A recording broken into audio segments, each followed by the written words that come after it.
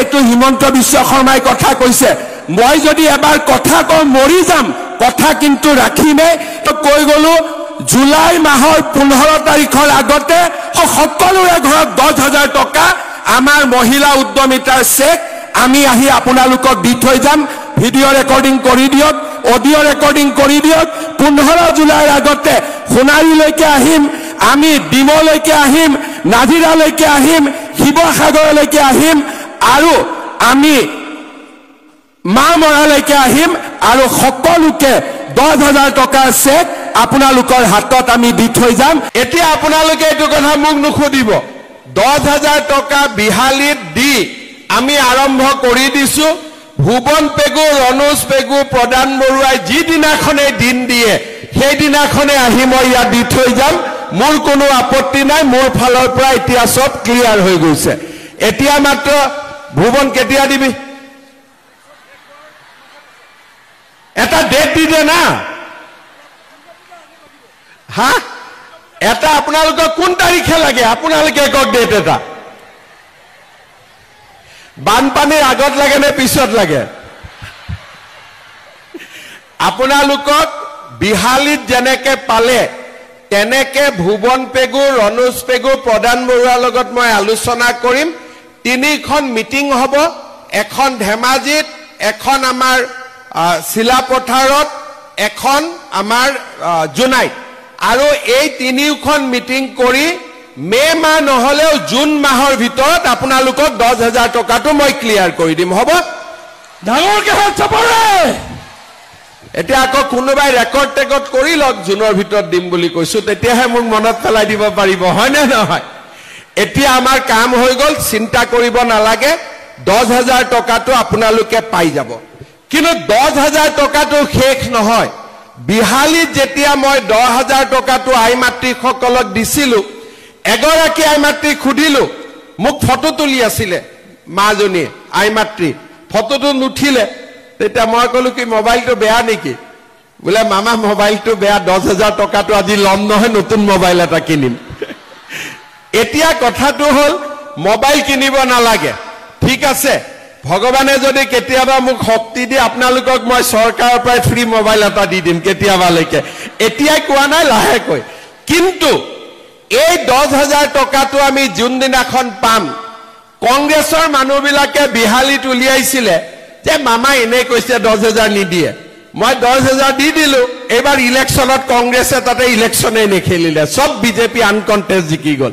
কাৰণ প্ৰচাৰ বেছি কৰি আছিলে মই নিদিও বুলি আৰু মই যি কওঁ আজিলৈকে প্ৰত্যেকটো কথা ৰাখি আহিছো নে নাই গতিকে এতিয়া আপোনালোকক মই এটা অনুৰোধ কৰিম 10,000 টোতো পাবই 10,000 টোৰ কাৰণে মই একো কোৱা নাই কিন্তু 10,000ত মই শেষ নকৰো 10,000 যিসকলে ভাল কৰি খৰচ কৰিব মই আজি আপোনালোকক প্ৰতিশ্ৰুতি দিছো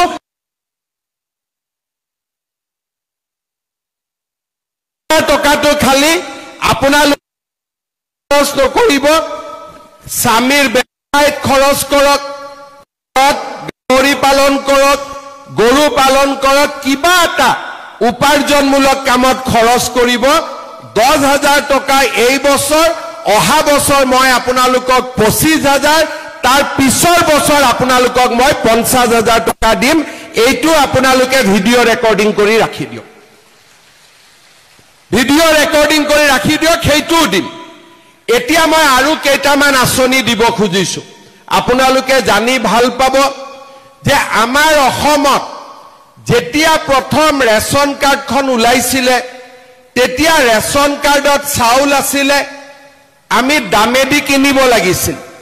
তাৰ পিছত আমাৰ ৰেচন কাৰ্ডত আমি বিনা পইচাত চাউল পালো এইবাৰৰ পৰা আমি নিয়ম কৰিলো যে যাৰ ৰেচন কাৰ্ড থাকিব সেই ৰেচন কাৰ্ড থকা মানুহে মেডিকেলত গলে 5 লাখ টকাৰ বিনামূলীয়া আমাৰ চিকিৎসা পৰিয়ালটোৱে পাব পাৰে চাউল হল ৰেচন কাৰ্ড হল এইবাৰ আমি এটা নিয়ম কৰিছো যে লৰা ছোৱালী যেতিয়া কলেজত এডমিশন হ'ব এইবাৰ আপোনালোকে সাৰ্টিফিকেট বিচাৰি গাঁওবুঢ়াৰ ঘৰত যাব নালাগে ৰেচন কাৰ্ডখন দেখুৱালে প্ৰিন্সিপালে বিনামূলীয়া এডমিশ্যন কৰি দিব আৰু কাৰো ঘৰত চাৰ্টিফিকেট বিচাৰিব নালাগে ৰণোজ দা অৰ্ডাৰটো দি দিব আজি যে ৰেচন কাৰ্ড থাকিলে গাঁওবুঢ়া মৌজাদাৰৰ এছডিঅ'ৰ ইনকাম চাৰ্টিফিকেট নালাগে ভাল হ'ব নে বেয়া হ'ব অলপ ভাল কৰি হাত চাপৰি বজাই দিয়ক তেতিয়াহে ৰণোজ দাই বলটো পাব এতিয়া ৰেচন কাৰ্ডৰ আমাৰ কি হ'ল চাউল পালো আমি অৰুণোদয় পালো ৰেচন কাৰ্ডত এইবাৰ আমি ৰেচন কাৰ্ডত আৰু আমি কি পালো বিনামূলীয়া মেডিকেল পালো আৰু বিনামূলীয়া এডমিশ্যন পালো এতিয়া মোৰ পৰা লিখি লওক অক্টোবৰ মাহৰ 1 তাৰিখৰ পৰা ৰেচন কাৰ্ডত বজাৰতকৈ 30 টকা তলৰ দামত মই আপোনালোকক চেনি আৰু দালি দিম